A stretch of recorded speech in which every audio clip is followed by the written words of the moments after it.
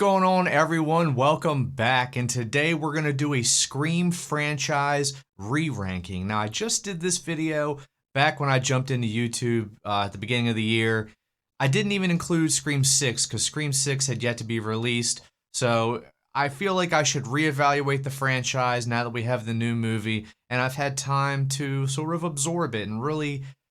Because if you would have asked me where I would have put it in the ranking, 5 months ago, 4 months, whenever it came out, it would have been different than where I'm going to put it today. Time provides clarity, so I think this is the perfect time to jump back in and take a look at the Scream franchise. Excuse me for 1 sec. I'm sorry. I have to take this. I'm sorry. Super unprofessional. I know. Hello. Hello there. How are you? I'm good. How are you? Oh, that's good. How are you doing on this fine evening? I'm good. I'm having a good time. I'm about to talk about the Scream movies with some friends of mine. Oh, that's nice. Well, I don't think I called the right number, but you just sound so sweet. I figured, why don't we just talk a little bit? Okay. What are we gonna talk about? Oh, I don't know. Do you like movies? Do I like movies? Yeah. I love scary movies. I'm a big scary movie fan. I review horror movies for a living. Oh, how nice. I love scary movies. Yeah. What's your favorite Scary movie? That's right, it's me, the infamous Ghostface, and I want to play a game. What kind of game? Oh, just a silly trivia game. Nothing, no challenge for someone like you, E-nerd. I mean, okay. I guess let's give it a try. Perfect. I got a warm-up question and everything. Are you ready? Okay. All right, I'm ready. Who was the killer in the original Friday? Jason Voorhees. Oh shit! I mean Pamela Voorhees. Of course, everybody knows that. That's why it's a warm-up question. Okay. All right. Next question. How many Leprechaun movies did they make? 8. They made 8 of those ridiculous shitty-ass movies. Huh? Wait, I can't be right. Holy shit, they really did make 8 of these fucking movies. I'll be damned. Anyway, in the movie Carrie, what Pig's animal's blood. Shit. Who possessed the living doll in Charles Chucky? Lee Ray. What horror movie has the line, "The power of Christ compels you"? The Exorcist. What is the name of the little girl in Poltergeist? Carol Ann. What movie features a doll named Annabelle? Conjuring. How does Freddy Krueger kill his victims? In their sleep. Who is the killer in the Halloween movies? Michael Myers. What real-life serial killer are the Texas Chainsaw Ed Massacre? Gein. Who is the killer in the movie Psycho? Come on, man. Norman Bates. Are these gonna get harder? God damn it, dude. Do you do anything but watch horror movies? Can we try again tomorrow? Yeah, I suppose we can.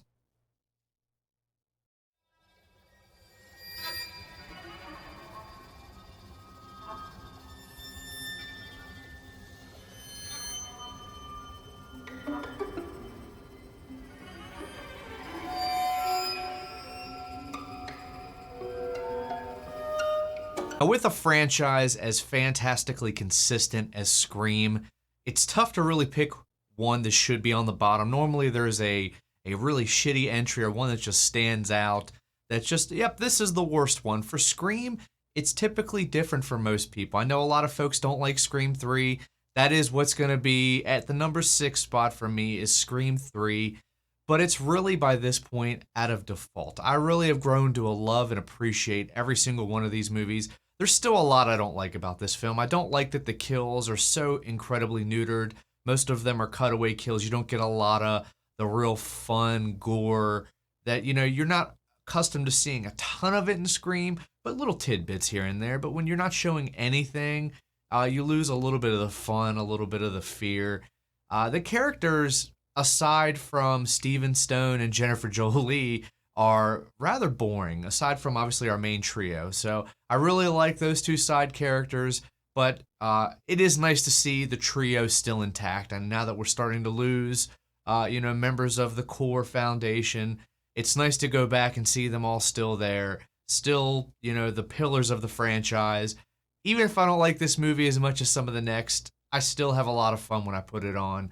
So at number 6, Scream 3, you're not a piece of shit, but you do deserve to be at the bottom, for me at least. Next on my list at the number 5 spot is still going to be Scream 4. This is the next worst Scream for me, simply because I think they fumbled the opening. And when you mess up the opening to a Scream movie, you deserve probably to be at the bottom of the list, because the Scream 3 opening is actually fantastic. But the ending of this movie saves it. Emma Roberts' performance at the end saves it. I love her hokey self-mutilization. All that fun stuff at the ending is really why this one is just above part 3. But really, the movie didn't need to exist. I touched on this a couple months ago. Scream, we were having another kind of horror renaissance with the legacy sequels, so Scream had to show up and comment on it, and that's really the only reason we got it. But we do bring, again, the principal cast. Everybody comes back. We still have Nev. We still have Dewey. We still have Courtney. How much time do they get? We do have younger, hipper people that we're trying to put to the forefront. Are they going outright to create a new core cast? Not like they do in 5 and 6, but they're introducing younger people to mingle with our returning characters. And it works to varying results. I think that Kirby's a great addition to the cast. I think that there are a couple really vicious kills in this movie. Ghostface definitely has a mean streak that we hadn't seen in a lot of the previous movies, but really it falls flat a lot of the other places. And again, I really don't like the ending or the beginning to this movie. The ending's not bad. The ending's actually really good, but I don't like the beginning to this movie. I think all of the fake out openings, it's just, they did it too much. And again, when you ruin the opening sequence to a Scream movie, that's what I'm showing up for. I mean, half the reason I buy the ticket is for the first 10, 15 minutes of the movie. So they bungled it about as bad as they could, but a couple of awesome kills and a great ending got it to number 5. At the number 4 spot is where I'm going to put Scream 6. It's not that I didn't like this movie, and it's certainly not because of the core 4. I think that Jenna Ortega, Melissa Barrera, Jasmine Savoy, and Mason Gooding all do a phenomenal job. The core 4, long live the core 4. I still stand by that statement. I love these guys, and if they all come back for the next installment, I think it's going to be fantastic. We still got Courtney Cox kicking around. We are sorely missing Dewey and Nev, and that's what really stops this movie from rising up the list any further, is that it's a good time. We have a lot of good kills. I love the opening, even though they wasted Samara. I think that the opening's really good, really cool, really inventive, that you see the killer reveal right away. I started asking questions. Are we going to know who the killers are through most of this movie? Are they changing things up? Are we changing the rest? Only to have him dispatched, rather quickly, and then we have the reveal of more killers. This movie has a lot of killers. We got the 2 killers at the beginning and then the 3 at the end. 5 killers in total, if you want to be technical about it. Lots of Ghostface, and it works for me, but it also doesn't work for me. That's really the biggest problem with this movie, is the finale. And not that there were 3 Ghostface, and really not even that they were Richie's family. I like that little ode to part 2, in part 1 and part 5, they're in high school. In part 2 and part 6, they're in college. It's the kids, then it's the parents. It makes sense. I get it. What I don't like is the hokey, hammy performances that we get from all of the villains in this. None of it works for me. I had a really hard time taking Dermot Mulroney and his 2 kids seriously through the entire ending. So, again, once you've jumped off that cliff to silliness, I've lost all the fear for my characters. And also, nobody died. Nobody that should have died or they teased the death did. Again, I'm not upset that our guy's coming back, but he got turned into Swiss freaking cheese. Chad got stabbed to hell and back. So how is he still walking around? Gail, this would have been the perfect time to go ahead and send her off with a kill, give her her moment where she stood up. And then it brings, Nev back for part 7 with a vengeance. So I think they missed the boat there by not killing off Gale. The movie just lacked the stakes of part 5, because in part 5 they kill off Dewey. So at the end of the day, I had a great time with the movie, but when you're talking about the tippy top of this franchise, you got to do something spectacular to crack that top 3 or 4. And this movie did just enough to get right there, but it's not going to get into the top 3. And that does mean that my top 3 is going to remain the same. And coming in at my number 3 spot is still going to be Scream 2. Most people's favorite sequel, only slightly misses that, basically because I think Scream 5 shocked me with how amazing it was and just jolted it to the top of my list. But Scream 2 does everything that a sequel's supposed to do right, and it does it to perfection. You're amplifying the stakes, you're progressing the story, everybody goes off to college, and we have, the sins of the past coming back to haunt Sydney as Billy's mother comes back for revenge. And I think that's a great story.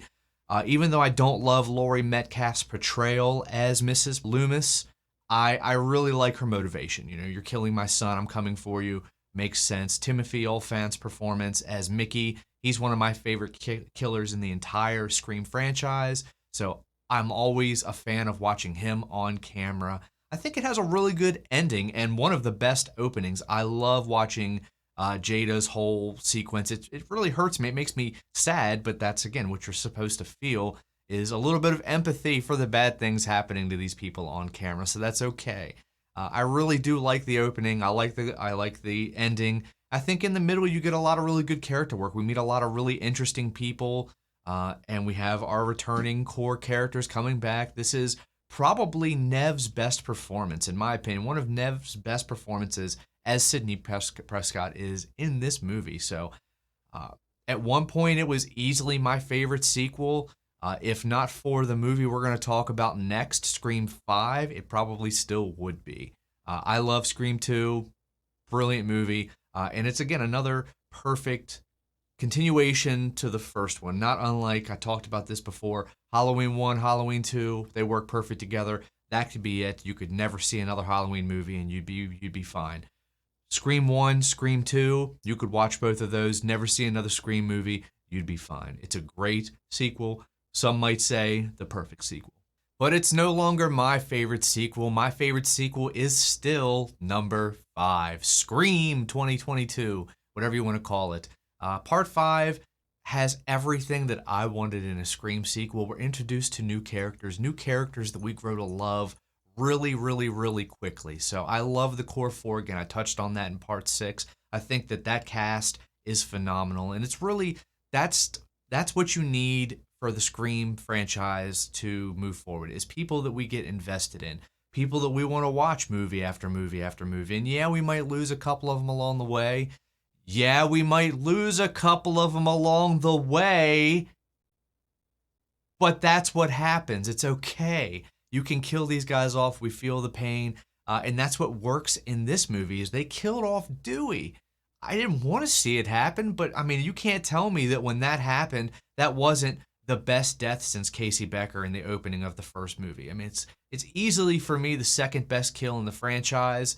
I think that this movie has the best cast, probably, of the entire franchise, because you have most of the original people still around, still kicking, save a couple of standouts, obviously. But then you have all these new fantastic people coming in. So I think this has one of the best, if not the best, cast in the entire franchise.